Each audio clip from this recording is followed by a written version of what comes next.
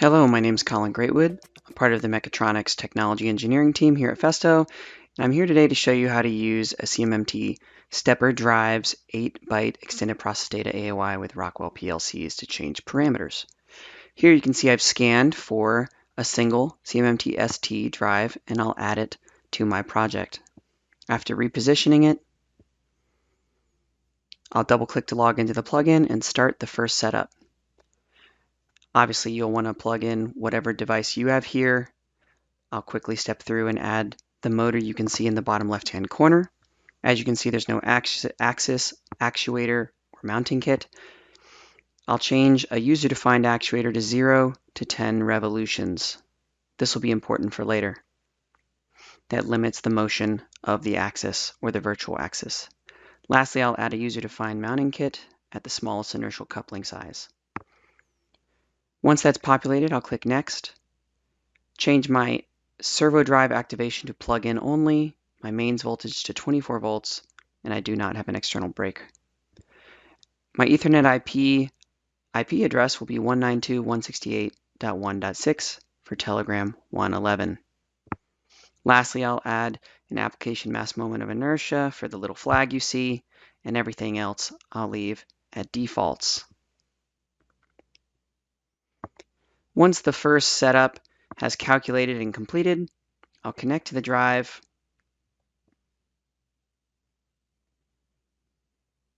write all of those parameters to the drive, store and reinitialize the drive. Great, now your first setup is done. I'll enable PLC or plug-in control, the power stage, and reference or home the drive. Once that's complete, I can now jog it or move it. You can see I'll try moving to 9 revolutions, which is within the soft limits we prepared earlier during first startup. The limits are 0 and 10 as the positive software limit, so I should not be able to go above 10. 9 will be achievable.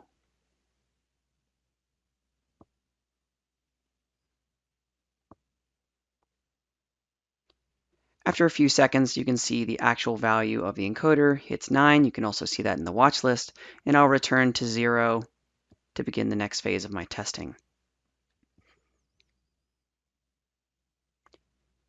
If I try and go to 11 revolutions here from the control screen, and I execute that, it will execute, but when I hit my limit defined earlier, which is 10 revolutions, you can see here that I get both a trace and an error showing that the positive software limit position was reached. I can acknowledge that, but I'm still intending to go out of range. So I'll return to 0, and once I'm within a safe range, I can then acknowledge that warning and it does disappear. I'll disable the power stage and release the plug-in control. Now from the parameterization tab, I'll go down to the extended process data under profiles, and I want to add that positive limit, which is currently set to 10 revolutions. I'll add one process channel called positive software limit position, which is parameter 4630, and it's of type LINT, so it consumes 8 bytes or 64 bits. I'm going to add that to both the sent data and the received data. So this will provide a handshake with the PLC that I can both change and then read the change of that positive limit, which again is currently set to 10 revolutions. I'll write that to the drive, store on the drive, and reinitialize.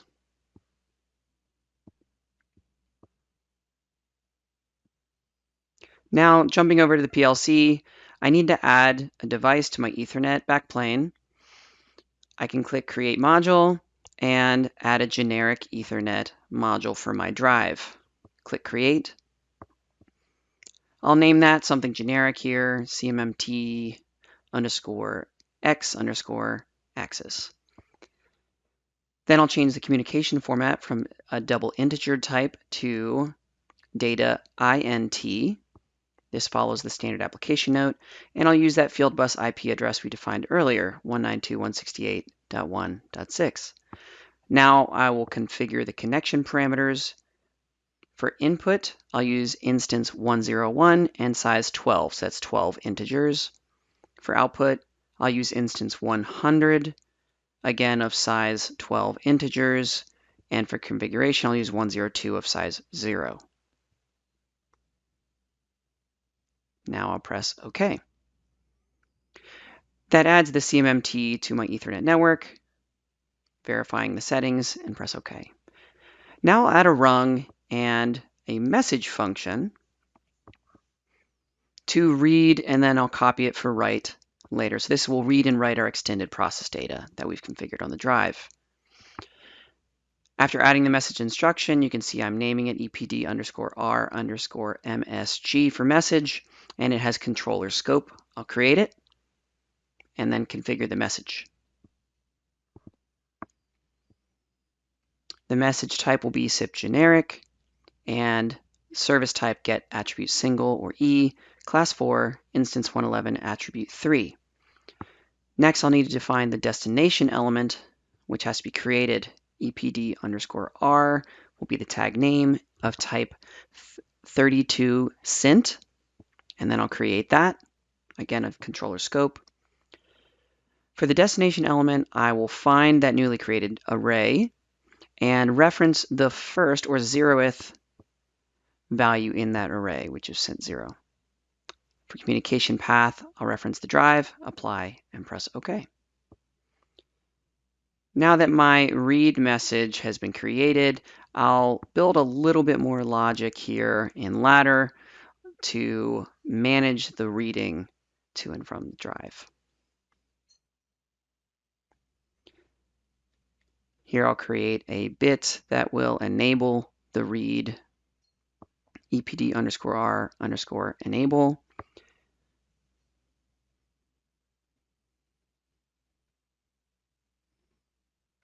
And I'll use the message instructions enable bit to ensure that this only happens once per enable.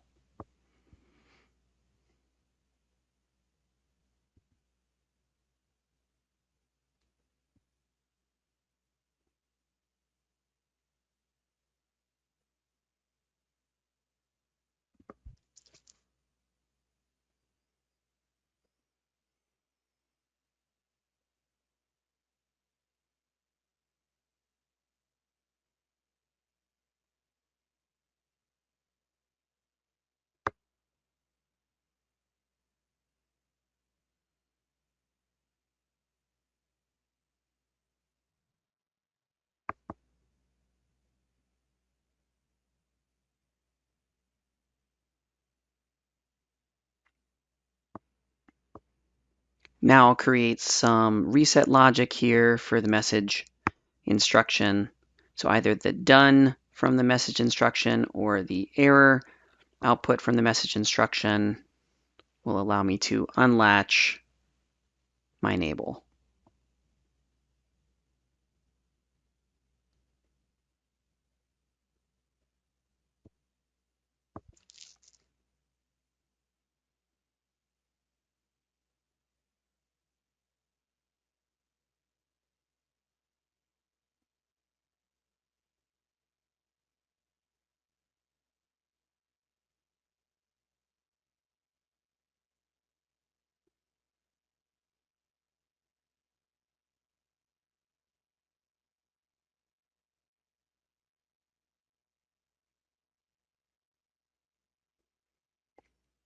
Great, now that I've got my read rung configured and some control logic put in place, I will copy that, paste that rung, and then replace all of the read elements with a W for write. So first I'll read, and then I'll write.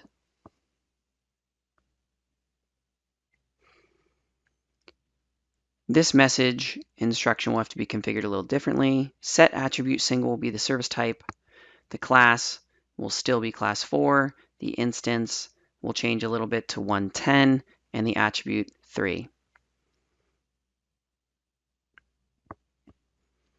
Since my read did not have a source tag, I have to create another tag of EPD_W of type SINT32. Now that I've created that tag, I'll reference it here under source element. And again, I'll make sure that I reference the first or 0th value in that array, so EPD underscore W0, and I'm going to reference the entire source length, 32 bytes. The communication path will be the same. It's just the drive. Press OK, apply, and OK.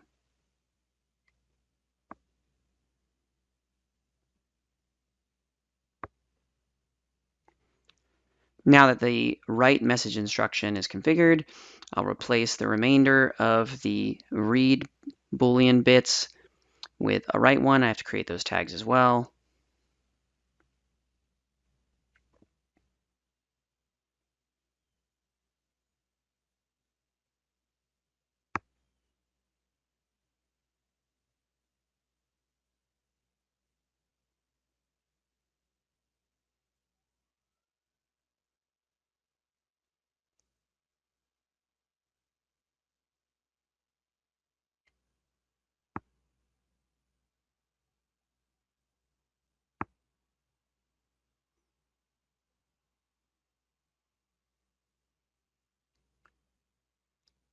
Great, now my write instruction and control logic for it are complete.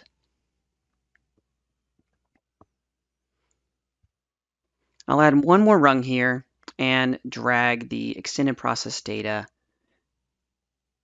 Festo EIP 64-bit AOI onto the rung.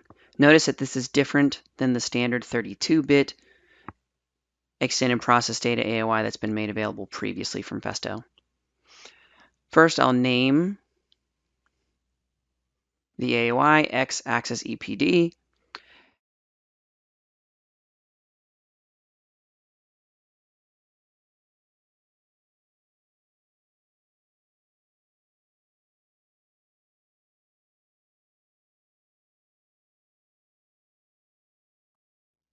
Now I'll reference the read and write arrays that we created earlier. Notice here that I'm referencing the entire array and not just the 0th component of that array.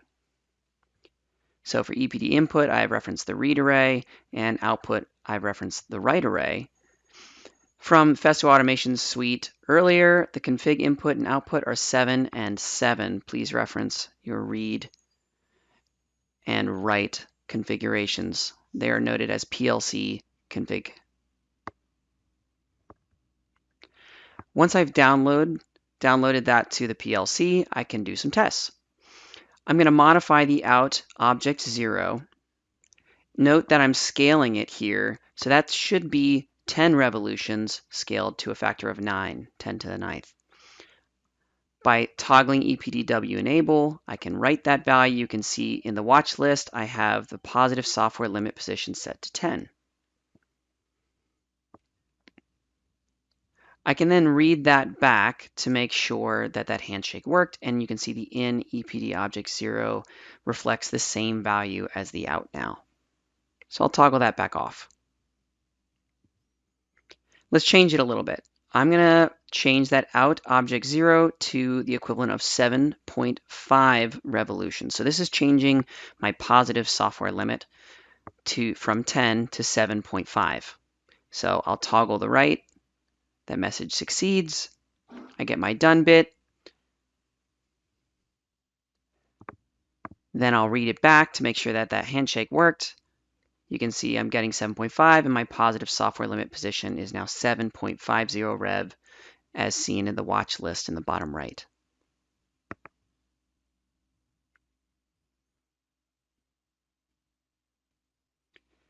Now I want to add a few more extended process data channels. I'm going to add one more here that shows the current position. You can see it noted at parameter 128, actual position value of the encoder. This is the same data type, so it has the same PLC input config, 7 and 7. I've only added to the CINT, so I'm only going to be reading it from the drive to the PLC. I'm not going to be modifying this value. I'm also going to jog to the middle of stroke a little bit. So you can see I'm in the middle of my 0 to 7.5 range at about 2.32 revolutions. Now I do have to change that config input to match what we had in Festo Automation Suite, note that the input is 7.7 and the output is still only 7. If I toggle the read bit, now at object 1, I get 2.32 scaled up by a factor of 10 to the 9th. So that's the actual position of the motor or the drive. I'll add one more extended process data channel here just to keep something interesting. And I'm going to add the actual velocity value of the encoder. So this should fluctuate very small while we're sitting in place, but it'll fluctuate a lot faster during motion. So I change the input to 773, which is reflected in Festo Automation Suite. I home to where I currently am, and then I start jogging, and you can see that I'm moving, I'm changing position, and then when I start toggling the read, you can see that object 2 is noting my current position and velocity. Thank you for your time.